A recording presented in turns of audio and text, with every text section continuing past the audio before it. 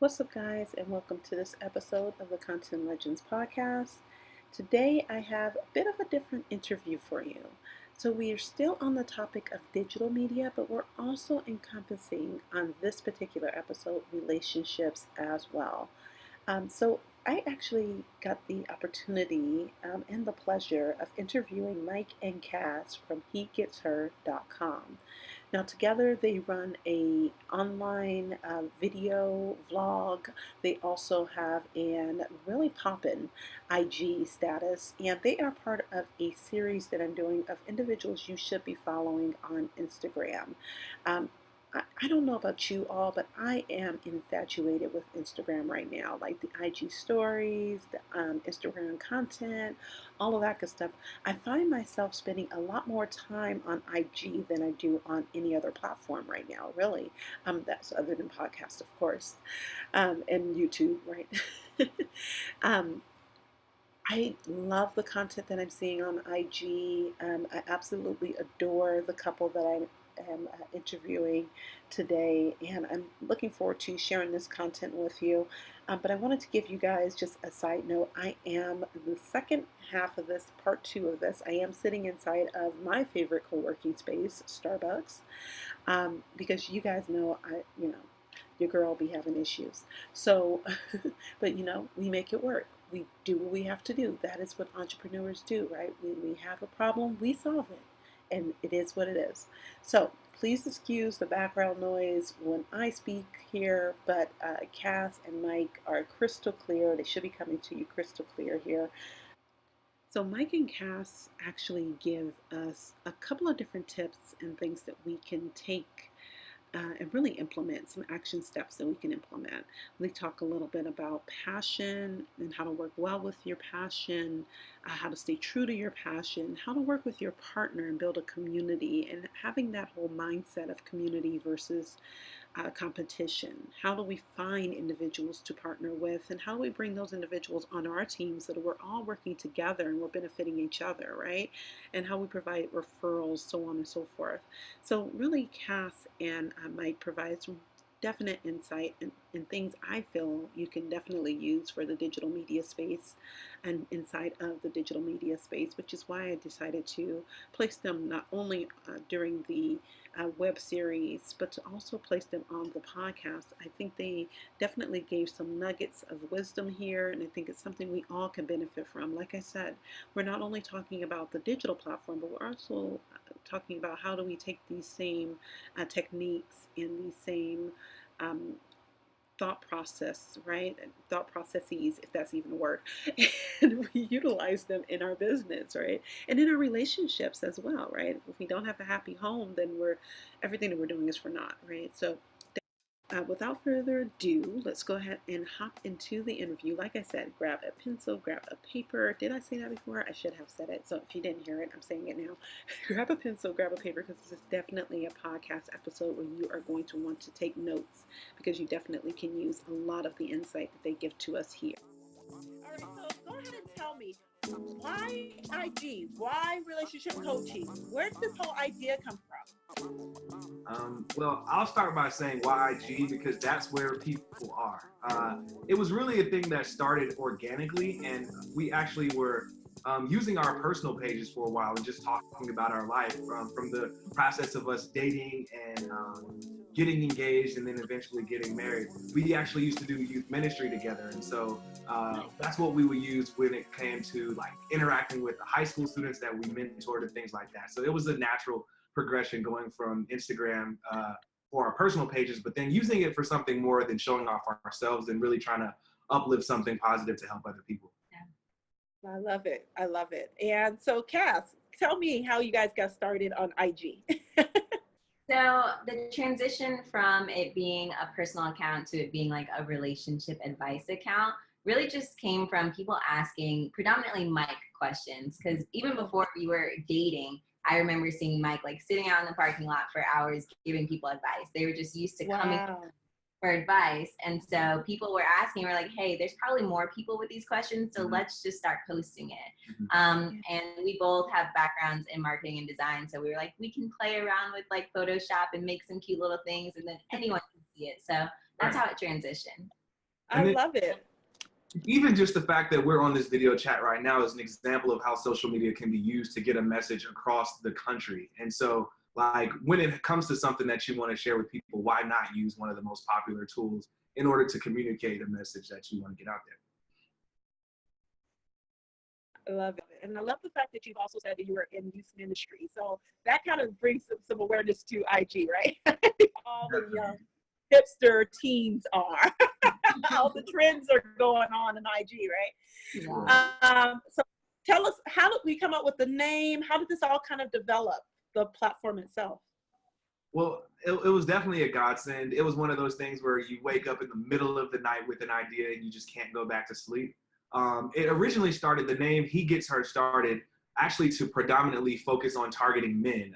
You know, there's plenty of relationship advice columns, coaches, things like that out there, but not many that specifically targeted to focus on men. And so that's what I intentionally started to do. And so the idea of the name was just, you know, everybody talks about getting the girl. He Gets Her is about not just getting the girl, but also understanding and really just learning to be able to get and understand how women think. And so that was a big angle that I wanted to take. And so it developed when the more we started putting things out there, we got invited to do things together. And so it's also cool because we've been able to pivot the name to also include Becoming Her, which is like to specifically say it's not just about, because, you know, nowadays a lot of females can be aggressive with going after relationships, but saying, hey, you work on becoming her and let him get you.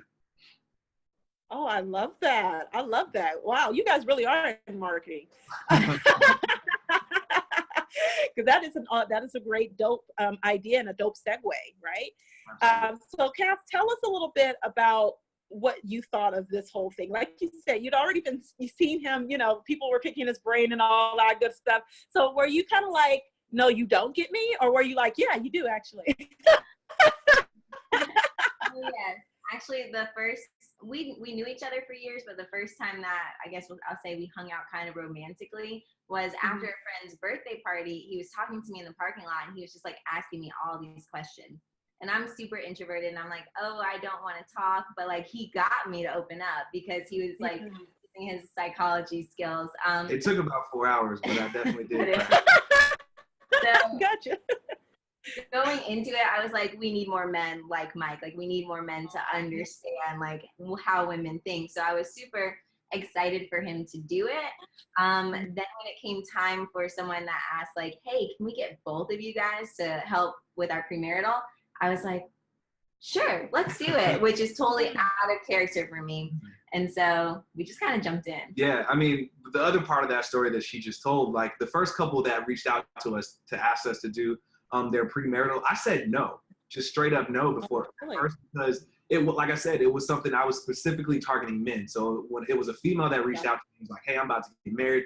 I want you to do our premarital. And I was like, no, I'm only focused on men. And then when I went back to Cass about it, she was like, why not? And we had been going and doing events and speaking opportunities that we had. And I remember specifically a parent coming to us and saying, hey, I know you're focused on the men, but I have a 23-year-old daughter. What about her? Like this information are things that she needs too. And so how is she supposed to get it? And Cass was sitting right next to me when the lady came and said that. So I think that was another just kind of message to say, hey, we need to really get out there and make the most of the opportunity. Yeah, you know, and I think this is a great, even though we aren't talking about marketing, but we kind of are, I think this is a great lesson, right, of when your market kind of changes or you need to pivot, right? And you kind of went out and you set out to touch one desired market, but then you have this other market that says, no, over here. And it's really important that you listen and that you pivot and go, oh, okay, let me go to where, you know, they need me and where they're asking for me. So I think that's a great lesson. Yeah, so that's awesome. So moving to, when did you guys, okay, at what point did this all begin? This began after you'd already gotten married, correct? Right. So yes. I started coaching myself first. First and foremost, it was me kind of everything. While we were still dating, before I proposed, I had stacks and stacks. You can see part of the bookshelf behind us. I had stacks of relationship books that I was reading. To the degree that Cass thought that I was about to leave, because she was just like, why are you second guessing it? She's like, why are you reading all these books? Are you soul searching right before, while we're still dating? It was just really me trying to prepare myself. Honestly, I was afraid of marriage.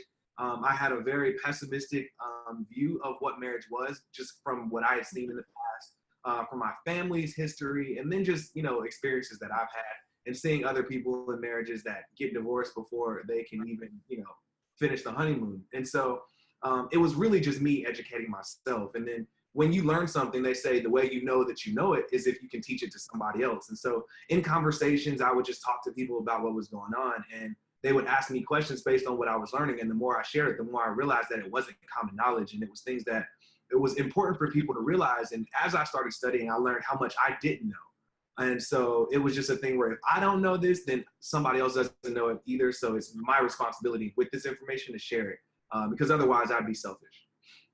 I love it. I love it. So at what point did you, okay, so let's jump back just a little bit, because you kind of said a lot of things in that, but I want to hit on one little factor there. You said past experiences and experiences of relatives. So when you asked Cass to marry you and all that good stuff, did it kind of just like hit you in the face and you're like, oh no, I don't want it to go, negatively? Or did it, what really happened for you to make that shift and decide, you know what, I really need to educate myself on this because I don't know? Well, it didn't hit me in the face because I prepared myself in advance, which is why our main focus is preparation before getting married. The relationship, the premarital that we do is called SYMBIS, which stands for Saving Your Marriage Before It Starts. And that's really what it was all about. And so for me, I educated myself beforehand. So at the point that we got to the point where I was ready to propose, it wasn't anything about nerves. I knew that she was the one for me, especially just because I saw how talented she was and that she would be capable with just being alongside me on this journey of relationship coaching. I actually told her that this was something that we would do before we even got engaged. Wow. That I had. And so being that we had done ministry together, I was very confident in her ability to be a partner with me in this. And so I think everything that I had learned made me be able to be confident and comfortable in making that decision. But it wasn't a surprise because, like she said, that first night sitting out in the parking lot for hours, I pretty much knew that she was the one. Wow, that's awesome. That is so sweet. And now, Cass, tell us a little bit about what you thought. I mean, we've kind of heard a lot from Mike. I want to hear from Cass. What were you thinking, like when you first, when you're in the car with him and you're talking for 4 hours? And I know you said that you were like, a lot of guys need to know this, but were you like, oh my goodness, this, I want to hear kind of what your thoughts were. I don't want to throw anything out there. So first, I was really defensive. I was like, Oh, really? I knew him for years in passing, but not well enough for him to be asking what I thought were like these super personal questions. Oh, wow. But as he kept being persistent, I was like, I don't really know these answers. Like, I've never stopped to ask myself a lot of these things. So it was really therapeutic to be like, why do I think this way or feel this way or want this? So it was a really good 4 hours. Marriages are meant to make you better. To challenge you in whatever areas that you're weak in, to teach you different things. And so that's exactly what she did from the beginning of our relationship. And so that's wonderful. Now that's a great segue into my next question, which is, what would be like your biggest piece of advice for married women or married men? What would be your biggest piece of advice for married couples, I should say? You want Cass to go first this time too? Either. If you can. My biggest piece of advice to a married couple is to remember that your purpose in marriage is not to, sounds bad, not to be happy, your purpose in marriage is to serve the other person. Your purpose in marriage is to love your spouse and make them happy, and you put yourself second. That's what you're volunteering for when you sign up for marriage. And hopefully that person feels the same way in its return, but that's not what you're in it for. You're not in it for your own gain. You're in it to love someone selflessly and to mature and grow. And sometimes that's painful. Sometimes you find out things about yourself that you don't like. But just keeping that partner focus will help you to deal with those situations better. So serve first. So this is literally the hardest question for me to answer because I think one thing, but then I go on a train of thought and it's like I could, say a whole lot. But to sum up, I think the most important like lesson that I think a man specifically needs to know before getting married, or even as a married man, it would probably be to lead by example as an individual. Most men think like, okay, I'm being a good, because you hear the phrase happy wife, happy life, but it's just like, that's not always the case. You can't just be okay, yes ma'am, about everything. A woman wants a man to be a leader. And then I think a big part of that is being whole. Yeah, this will be it. Being whole first. And this could go for men and women. Be a whole person before getting married, because a lot of people get into relationships and get married to try to complete themselves. Like, I hate when I hear couples say, oh, you complete with me. No, like, you got to let God complete you, first of all. But you need to be a whole person before you get into a relationship, because no matter how much you have in common with the other person, no matter how much you like them, no matter how much makeup you put on, no other factor is going to impact the relationship more than you being whole, because otherwise you're going to pull from the other person. And like to tie into Cass's answer, you're coming to the relationship to give, but if you're coming looking to get, you're going to suck the other person dry and still be disappointed because you're not getting what you need, because that person can't give you the completion that you're looking for if you're not secure and whole within yourself before getting married. That is a great answer, both of you, and I agree with you both. How long have you all been married? How many years? We will be celebrating our 1-year anniversary. Oh, wow. I would have thought you guys were together for way longer than that. My We hit the goodness. ground running. Yeah.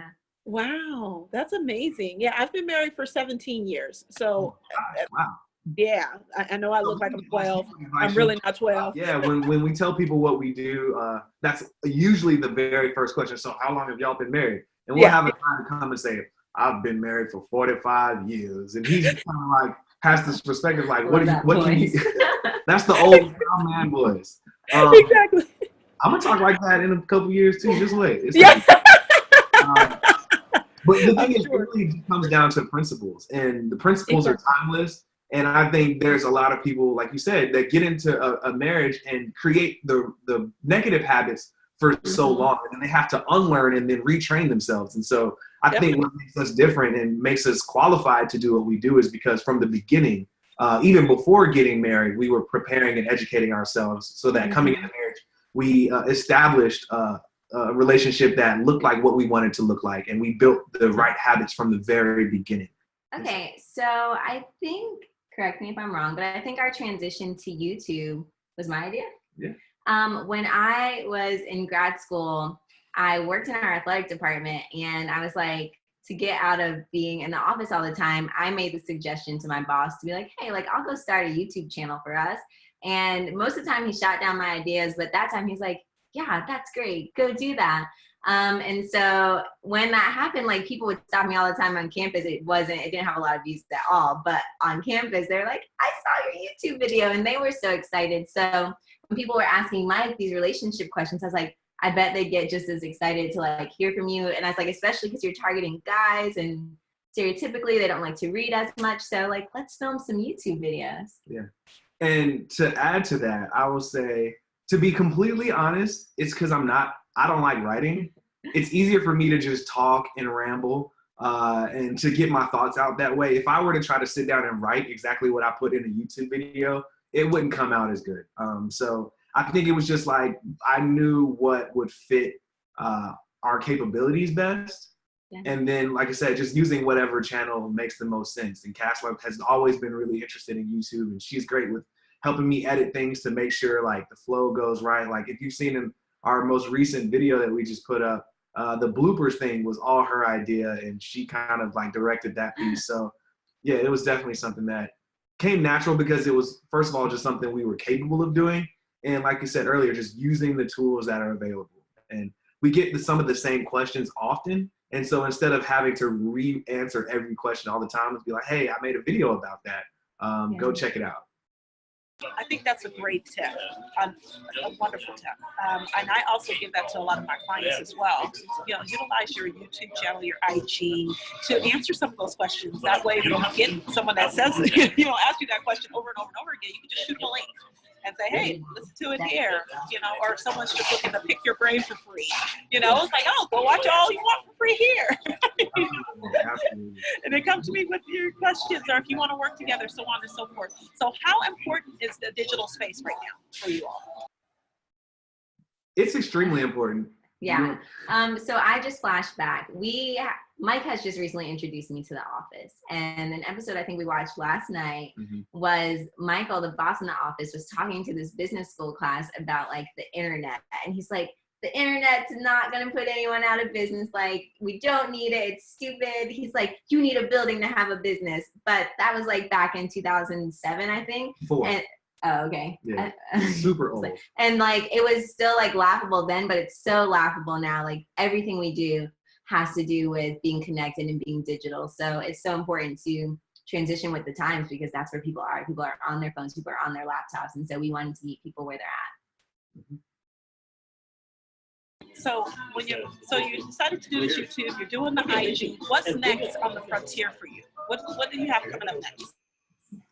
What's next is being on Jessica's show. No, just playing. We're always taking new couples. That's definitely first and foremost. Our main goal is just reaching people and helping build strong relationships. Yeah. We actually just got approved with a proposal that we put in to speak at a conference coming up.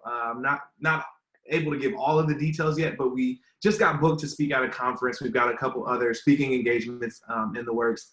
And then also like really just revamping our branding. We've got a new website coming. We just did a shoot with a really awesome photographer, Peak Expressions, Aaron Peak. So we're really excited about those pictures and just really building, like, I feel like we're still at the infant stage of our brand. And so really just creating a brand that's going to be strong and that will have lasting power. So making sure everything looks excellent. I'll tell you, one of our biggest pet peeves is seeing Instagram pages or relationship coaches or anybody in that space who don't take the time to really put into making things appealing and just having an aesthetic for what it is that they're doing. You see so many pages with just white background, black text, and their username, and it's just like, it's working, but it's just like, we want to push things a little bit further to make it something that's really engaging, not just with the information, but also aesthetically as well. Yeah, and it like brings down their credibility, because if you go to someone's page and it's just like, oh, they just like wrote this on a note on their phone, like it could be really good stuff, but people don't take them as seriously. So we're really into making sure things are well designed and well executed. Yeah. So I talk to my friends about this all the time, because they're all like really interested in blogging or whatever, but they always say, hey, I'm too afraid. Like, what if I fail? But it's just like, but what if you never do it? So first off, if you're passionate about it, just do it. Just try. Even if at first you are posting those shots that are made from notes in your phone, it's better than not posting anything. And then just always self-educate. If you don't know how to use Photoshop or aren't good at Photoshop, there are other things online like Canva or PicMonkey. There are other things to kind of cheat the system but make really good looking stuff. You want to go? Yeah, I can add, first of all, just finding what you do best and what you do naturally. There's so many people who are playing a role on social media, and they like, oh, I want to talk about politics, but I don't know anything about politics, but I just think that's what other people want to see. Just being true to yourself and making sure that whatever your brand is has a personality behind it, because if it's something that you're not authentic about, it's not going to last. And so just using your real life as the best example instead of trying to create some fantasy outside of that. So we do things like we'll caption this post where it's like me looking absolutely goofy, just to not take ourselves so seriously, because even though it is becoming a business and things of that nature, it doesn't have to be a stressor on your life. Like, just document your life and be real, because people want to get to know you just as much as they want your content. So yeah, people love transparency. They love knowing that they know you as a person and not as a brand. And so seeing those real relatable moments makes people buy into you more. So don't be afraid of being imperfect. Yeah. Perfection killed me for the first like 5 or 6 months. It would take me like hours to do a video because I was trying to get every single word right. But letting go of that and just being who you are and just giving the real makes all the difference in the world. And just one more thing on the technical side, like, you don't need a degree or schooling or anything to do anything, especially on the internet. Like, there's YouTube, there's so many free resources out there. Like, so many people hold themselves back because they're like, oh, I didn't go to college for this, or I don't have money to learn this. But like, there are so many free resources. You can self-educate. It's just whether or not you're hungry enough to do it. Yeah.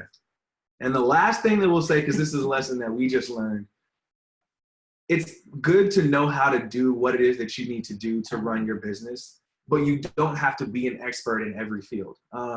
We stressed ourselves out a lot trying to, I mean, if you look back at some of our older pictures, I was setting things up on a tripod. We were using a remote. We were taking our own pictures, recording our own videos, editing, doing everything, until we got to the point where like, man, we're so stressed out trying to be professional photographers that we're not being as good of coaches as we want to be. And so focus on what you do well. And if there's something that you need to be done that you may not be as proficient about, there's somebody out there that's willing to help, that wants to help, who may not even have to be willing to charge you, and just like they want the opportunity to get that experience. And so partnering with people to build up a team for what it is that you want to do and not feeling like you have to do everything on your own to be legitimate. Yeah, and that's where passion comes in. Like if you're so busy trying to do the supporting things like we were with photography and trying to learn all about it, like you're not staying true to your passion. And there are people who are really passionate about those things that are doing it, that it's going to be like a 5-minute job for them where it would be like a 5-hour job for us. So partner with people. Like it's about community and not competition. Right.